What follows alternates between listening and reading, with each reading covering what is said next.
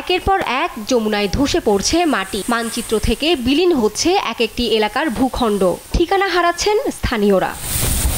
সিরাজগঞ্জের শাহজাদপুরের জালালপুর এলাকা জুড়ে এখন চলছে এমন তীব্র নদী ভাঙন। গত কয়েকদিনে জালালপুর সহ বেশ কিছু এলাকায় হঠাৎ যমুনার ভাঙনে বসতভিটা, ঘরবাড়ি সহ নদী গর্ভে বিলীন হয়েছে ফসলি জমি। এরই মধ্যে নদী গর্ভে ঠিকানা হারিয়েছেন অন্তত 50টি পরিবার।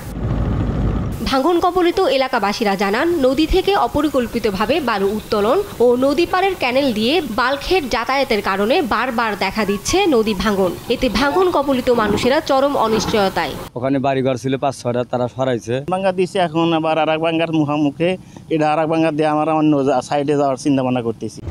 সেই সাথে এলাকাবাসীরা বলছেন, 600 কোটি টাকা ব্যয়ে নদী তীর রক্ষা প্রকল্পের কাজ শেষ না হওয়ায় এবার আগেভাগে শুরু হয়েছে ভাঙন।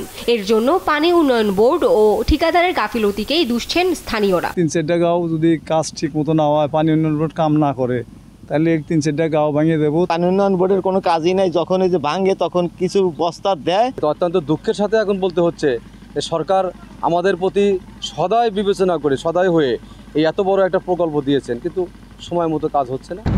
তবে পানি উন্নয়ন বোর্ড এই বিষয়ে কোনো সদুত্তর না দিলেও তারা বলছে, প্রকল্প কাজ শেষ হলেই বন্ধ হবে নদী ভাঙন। আমাদের এই ড্রেজিংটা শেষ হলে আমাদের পানির চাপ পাড়ে কমে আসবে এবং ভাঙন অনেকটা রোধ হবে। পাশাপাশি জিও টিউব দিয়ে যে আমরা শক্তিশালীকরণ কাজ বর্তমানে অব্যাহত রেখেছি, এটিও আমাদের অব্যাহত থাকবে। ভাঙন রোধে সংশ্লিষ্ট বিভাগকে দ্রুত কার্যকর ব্যবস্থা নেওয়ার দাবি নদী পাড়ের মানুষের।